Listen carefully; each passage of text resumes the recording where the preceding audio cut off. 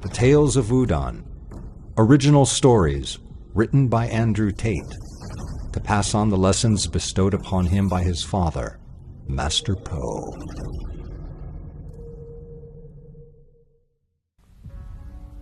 The Story of the Jade Tiger. During my training atop Wudan, I heard whispers about the story of the Jade Tiger. A story reserved for graduation of Wudan. After 500 years of training, after 500 years of absolute obedience, Po himself would sit and recite the story for the worthy adepts. I had once witnessed it from afar, the mannerisms, the hand movements. It would take one full day from sunrise to sunset. The Jade Tiger contained the final lessons needed to make a mark upon the world. The final study and instruction to be indestructible, as was Po himself. The finishing education for a fully formed Wudan adept to begin a new life as a master. The story was sacred, and Master Po himself was the only person who knew it. The other masters in the temple, who once enjoyed a rendition, had been commanded to forget the story of the Jade Tiger near instantly once it was told. The lessons remained, but as was their absolute obedience to Po, they had wiped the story itself from their memory. It completed them, yet they no longer knew it. They could not tell it. Only Master Po could tell it. In the coldest, darkest nights, the wonder of what could possibly be told in the story of the Jade Tiger kept me warm. Considering the harsh lessons Master Po would show to us, I found it interesting that the final and most difficult lessons would be told in a story.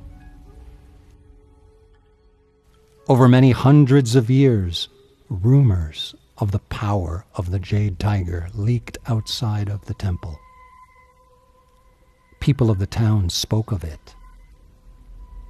The 500 years of work was uninteresting to them, but the story. Many a drunken bandit dreamed of skipping the lifetime of dedication as a Wudan adept, but to hear the story and gain Po's powers. Bravery and groups go hand in hand, and one day a group of 100 heavily armed bandits arrived at Wudan gates as us adepts swept the courtyard. Po calmly walked out to confront them. Alone. "Tell us the story of the Jade Tiger," they commanded. The 100 bandits roared and waved their swords in the air. A threat.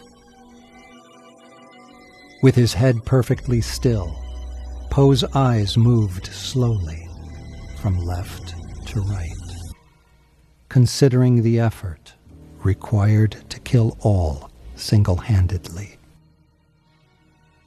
Then he smiled. "Very well. It's been a while since I've enjoyed it myself. Please, take a seat." The bandits were surprised and relieved, as they expected a fight, but Po was known as a man who does not lie, and is too honorable to trick an opponent into a state of unreadiness. The bandits sat cross-legged, and like excited children, gave their full attention. They were about to learn the secrets of Wudan, and true to his word, Po began his rendition of the Jade Tiger. We swept the already spotless floor from sunrise to sunset, afraid to stop without Po's command, and watched in awe as he told 100 unworthy bandits Wudan's greatest secret. I was angry. I couldn't believe it. What am I training for? I swept the floor and stared into the field, watching Poe's rendition. I could see the mannerisms, the hand movements. As with every time before, exactly as the sun set, Poe bowed. The story had been told. The secret had been told. I watched as the bandits stood up and began muttering, trying to identify the lessons in what they had just heard, scratching their heads, confused, disappointed. The crowd slowly grew louder and more angry. Poe had not moved.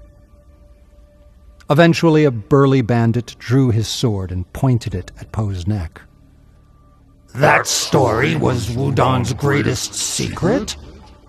I didn't learn anything. I didn't feel anything. You tricked us. Tell us the real story. Poe, unwavering with the blade against his throat, calmly replied, I do not lie.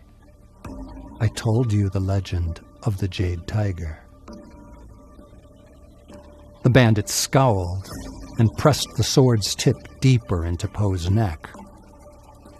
Why do Wudan adepts enslave themselves for 500 years to hear that? Maybe I blinked at exactly the wrong time. Or perhaps I was a little too far away to see Poe's arms move. Although it seemed as if he remained perfectly still, I heard an audible gasp from the still-sitting bandits.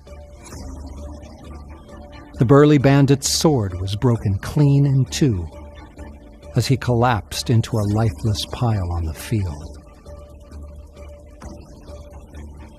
In a final gracious act to an undeserving heathen, Poe decided to answer his question. Poe slowly leaned down and whispered in the ear of the corpse, so they can understand. Such is the way of Wudan.